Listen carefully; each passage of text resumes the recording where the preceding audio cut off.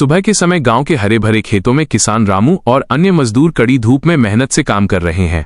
खेतों के पास ही दो सफेद बैल खड़े हैं और रामू अपने कंधे पर फावड़ा रखकर काम खत्म कर रहा है। थोड़ी दूर पर रामू का बेटा खेत में हल जोत रहा है। दूसरी तरफ रामू की पत्नी घर के बाहर चूल्हे पर सुबह का खाना पका रही है, जहां से धुआं उठ रहा है। घर के अंदर उनकी बेटी राधा जमीन पर बैठी हुई है और बड़े ही ध्यान से अपनी किताब और डायरी में पढ़ाई कर रही है। थोड़ी देर बाद राधा हाथ में टिफिन और पानी की बोतल लेकर खेत में काम कर रहे अपने पिता के पास पहुंचती है। राधा अपने पिता से कहती है, पिताजी, यह लीजिए खाना, आप लोग बहुत थक गए होंगे, थोड़ा आराम कर लीजिए। रामू मुस्कुराते हुए अपनी बेटी से कहता है, अरे बेटी राधा, तू यहां धूप में क्यों चली आई? मैं बस आ ही रहा था खेत का काम खत्म करके। तू जा, घर जाकर अपनी पढ़ाई पर ध्यान दे। राधा दृढ़ता से जवाब देती है, पिताजी, मैं पढ़ाई भी कर रही हूं और आपकी फिक्र भी है मुझे। देखना, एक दिन मैं इस मेहनत का ऐसा फल लाऊंगी कि हमारी सारी परेशानियां दूर हो जाएंगी। रामू प्यार से हंसते हुए उसे घर वापस भेज देता है। रात का समय हो चुका है। आसमान में चांद चमक रहा है। घर के अंदर रामू, उसकी पत्नी और राधा बैठे हुए हैं। रामू चिंतित स्वर में अपनी पत्नी से कहता है, अरे भाग्यवान, इस साल फसल उतनी अच्छी नहीं हुई, ऊपर से साहूकार का कर्ज भी सिर पर है। समझ नहीं आ रहा आगे क्या होगा। तभी राधा आगे आकर हिम्मत बंधाते हुए कहती है, पिताजी, आप बिल्कुल भी परेशान मत होइए। मैंने ठान लिया है कि मैं इस बार यूपीएससी की परीक्षा पास करके दिखाऊंगी। बस आप दोनों अपना आशीर्वाद बनाए रखिए।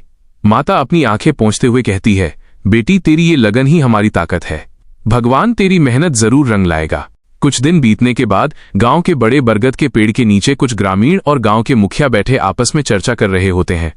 जब रामू वहां से गुजर रहा होता है तो मुखिया उसे रोककर ताना मारते हुए कहते हैं, अरे रामू भाई, सुना है तुम्हारी बेटी राधा आजकल दिन रात पढ़ाई में लगी रहती है?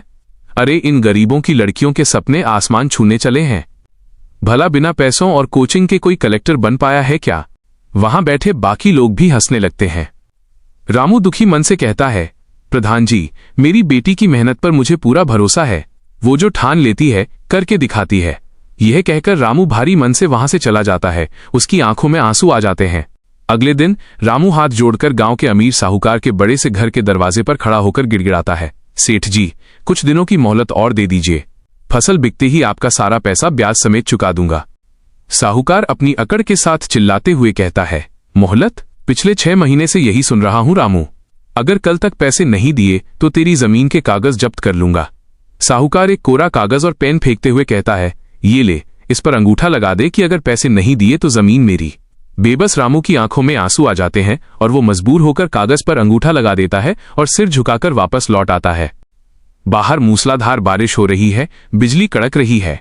रामू भीगते हुए घर लौटता है और रोते हुए अपनी पत्नी और राधा को बताता है, सब खत्म हो गया।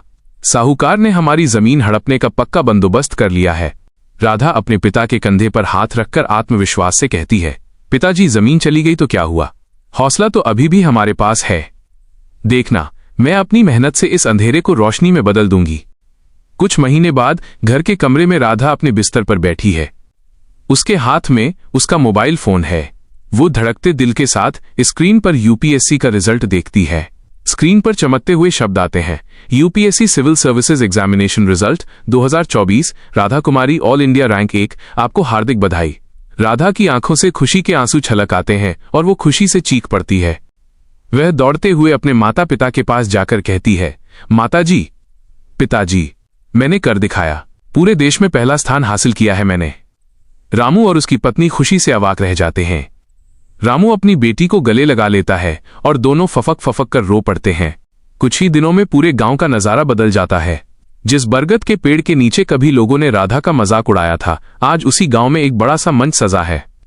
गांव के सभी लोग, वही मुखिया और साहूकार भी अपनी जगह पर स्तब्ध और हैरान खड़े हैं। राधा मंच पर माइक के सामने खड़ी है। उसने एक शालीन सूट और ब्लेजर पहना है और उसके चेहरे पर गजब का आत्मविश्वास है। राधा माइक पर शांत और स्पष्ट आवाज में कहती है, नमस्कार दोस्तों, आज मैं इस मंच पर खड़ी होकर सिर्फ अपनी नहीं बल्कि हर उस बेटी और किसान की जीत का जश्न मना रही हूं जिसने अभावों में भी सपने देखना नहीं छोड़ा। जब मैं रात दिन एक करके पढ़ती थी तो कुछ लोग कहते थे कि गरीब की बेटी कभी अफसर नहीं बन सकती, लेकिन आज इस वर्दी और इस मुकाम ने साबित कर दिया कि सपने देखने के लिए तिजोरी की नहीं बल्कि बुलंद इरादों की जरूरत होती है। मेहनत कीजिए, क्योंकि सफलता किसी की जागीर नहीं होती। नीचे खड़े रामू की आंखों में खुशी के आंसू हैं